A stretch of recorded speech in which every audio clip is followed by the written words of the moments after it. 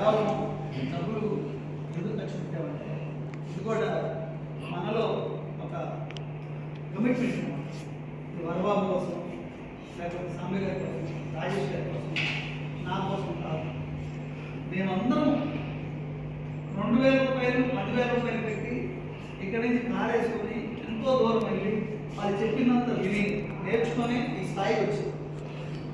ఒక స్థాయిని మరిచిపోకుండా ఉండాలి, ఒక స్థాయిని మనం క్యాలిక్యులేటెడ్గా ఉండాలంటే ఇన్సూరెన్స్ ఆర్గనైజేషన్లో జరిగే ప్రతి మీటింగ్ మీరు ఇంట్రెస్ట్గా కనుక వెళ్ళగలిగితే అద్భుతాలు సాధిస్తారు. దీనిలో చిన్న విషయం, అందరూ నాతోటి పాటు వాళ్ళు నాకంటే పెద్దవాళ్ళు ఉంటున్నారు.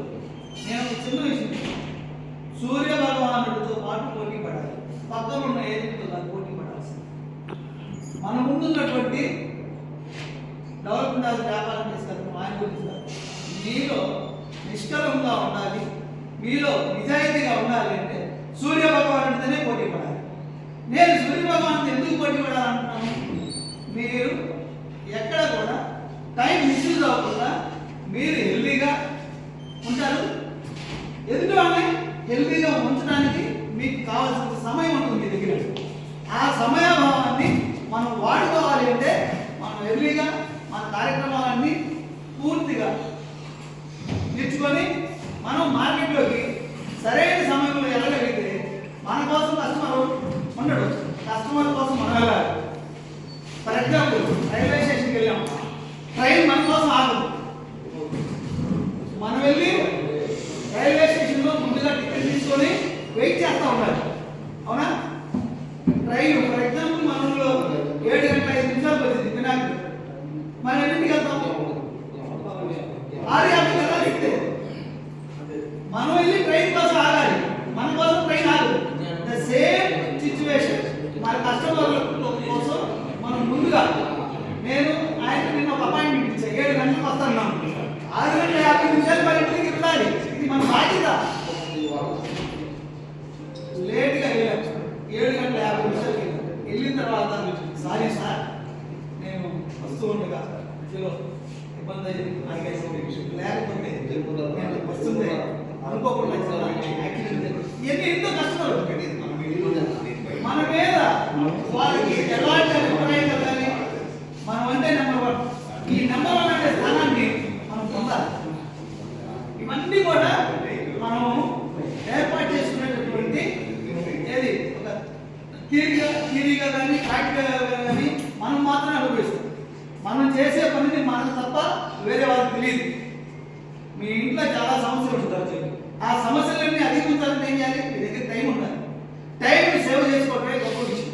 ఇందులో టైము, టైమింగ్, టైం మేనేజ్మెంట్ అనే దాన్ని మీరు ఎవరు మేనేజ్ చేయలేరు.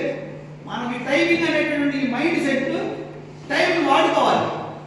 అప్పుడే వాళ్ళు ఏజెంట్గా అభివృద్ధి చెంది ఏజెన్సీ వృత్తిలో నైపుణ్యత సాధిస్తూ మీ కుటుంబాలన్నీ కూడా మీరు అనుకున్న వాటికన్నిటికంటే అన్నిటికంటే మీ పిల్లలు మంచి ఎడ్యుకేషను, మీ భార్యకి మంచి నగలు, మీరు ఉండడానికి మంచి ఇల్లు, మంచి కారు, ఇవన్నీ లేకపోతే మనం ఈ వృత్తిలో వేరే వృత్తులన్నీ మానేసి ఎల్ఐసి ఏజెంట్గా ఎదగాలి అనుకోవటం మటుకి కలండి. వీటన్నిటికీ ఏంటంటే టైం స్పెండ్ చేయాలి. ఈ టైం ఎప్పుడైతే స్పెండ్ చేస్తావో ఈ గ్యారంటీగా అభివృద్ధి చెందేటటువంటి ప్రతి దానిలో కూడా ఇవన్నీ యాడ్ అవుతాయి, అవునా? అవసరం, అనవసరం, అత్యవసరం అనేది కూడా చెప్పాను చూసారా? నో అనేది ఎక్కడ చెప్పకూడదు అంటారు. నో అవసరం నో చెప్పాలి. మీ కాలాన్ని, విలువైనటువంటి కాలాన్ని మీరు వాడుకునేటప్పుడు మీరు ఒక అత్యవసరమైనటువంటి పని మీద వెళ్తున్నారు. నేను వచ్చి ఇంట్లో సార్ మీతో మాట్లాడాలి కానీ నో అనలేదు, కానీ ఆ వ్యక్తికి టైం ఇచ్చింది, ఆ టైంకి మీరు వెళ్ళాలి. కాబట్టి నో చెప్పాల్సింది. నో చెప్పడం నేర్చుకోవడం కూడా ఒక గొప్ప విషయం. నో అనే చెప్పడం చాలా గొప్ప విషయం. ఎస్ అనే ప్రతిదానికి చెప్పొచ్చు, కానీ నో చెప్పడం నేర్చుకున్నటువంటి వ్యక్తి ఎదిగేదాన్ని ఎవరు ఆపలేదు.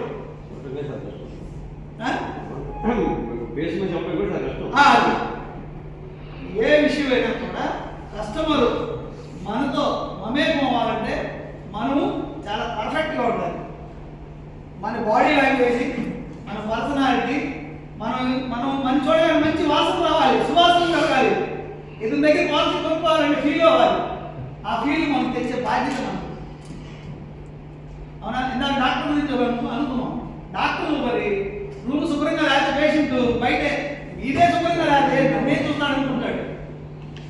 పరిశుభ్రతకి అంత ఇంపార్టెన్స్ అర్థమైందా? మనం చాలా జోయిల్గా ఉండేటువంటి పాలసీలు రావు. పాలసీ మీద నాలెడ్జ్ తెలుసుకోవాలి. మన ముందు మనకి మంచి అవకాశాన్ని ఇచ్చే బాలకృష్ణ గారు మన దగ్గరికి మన ఊరు కష్టపడి హోదా నుంచి వచ్చారు. ప్రతి ఒక్కరు కూడా అద్భుతమైనటువంటి విషయాలు ఈరోజు మీరు నేర్చుకుంటే మీరు నిజంగా మార్కెట్లో వెళ్ళి చాలా నేను ఈ మీటింగ్ ద్వారా మంచి విషయాలు తెలుసుకున్నాను. నేను మంచిగా అభివృద్ధి చెందడానికి మా ఏజెన్సీ అసోసియేషన్ వాళ్ళు మంచి అవకాశం కల్పించారు. నేను వాళ్ళకి డబ్బులు కట్టాననే కాదు, ఇంకా ఎంత ఎక్కువ డబ్బులు కట్టించుకున్నా పర్వాలేదు, నాకు చాలా విషయాలు తెలియపరిచారు. ఇదే నా యొక్క అవకాశం. భగవంతుడి యొక్క మనం గుడికి వెళ్తే దేవుడిని ఎలా ప్రార్థిస్తున్నాము, అదే ఎక్కువగా దేవాలయానికి వెళ్తే ఏ విధంగా ప్రార్థిస్తారు, అలానే మనం కూడా ఈ దేవాలయం అనుకోని మన వృత్తిలో మనం ఒక నైపుణ్యతమైనటువంటి శక్తిని సామర్థ్యాలని మన ముందు ఉంచుతారు. కాబట్టి శ్రద్ధగా విని ఈరోజు క్లాస్లో అందరూ కూడా అభివృద్ధికి నాంది అవుతారని నాకు ఈ అవకాశం అందరికీ అభినందనలు.